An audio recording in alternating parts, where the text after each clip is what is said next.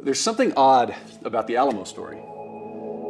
It's a defeat, or at least it's a defeat from the perspective of the people that celebrate it the most. It's probably the most celebrated defeat in United States history, and the United States isn't a country that likes to celebrate defeat. And I think this is our first clue that the Alamo isn't a typical Anglo-American story. And yet for the people who are arguing the loudest about whether we should remember the Alamo or forget the Alamo, they're usually doing so in the context of the Anglo-American narrative tradition. But it doesn't quite work, does it? Maybe we need to look back to the people who set off the events of 1835-36 to better untangle this. Tejanos.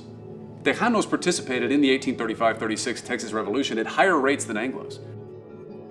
José Francisco Ruiz, in fact, was the second man to sign the 1836 Declaration of Independence, and his nephew, José Antonio Navarro, was third. And it was the rabble-rousing of younger Tejanos like Juan Seguin who had drawn the Mexican army up into Texas in the first place.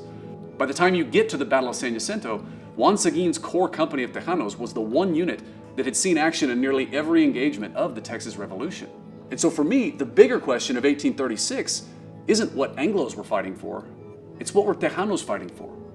What motivated Tejanos like Ruiz, Navarro, and Seguin and the rest of his company to risk their fortunes and their lives in 1836? What did they have in common? What they had in common was the Battle of Medina. At least 15 of Seguin's 21 Tejanos had an immediate male family member who had fought in the biggest, bloodiest battle in Texas history back in 1813, the Battle of Medina. And it's probably more. But to bring it home even more, the underlined names here had fathers or uncles who were, in fact, the leaders of the events that culminated in the ill-fated Battle of Medina. José Francisco Ruiz, in fact, was the highest-ranking Tejano survivor after the Battle of Medina and would endure a decade in exile because of it, as would José Antonio Navarro. The Battle of Medina was the formative event in the lives of Tejanos of 1836. And so for their motivations, we probably need to go back to 1813.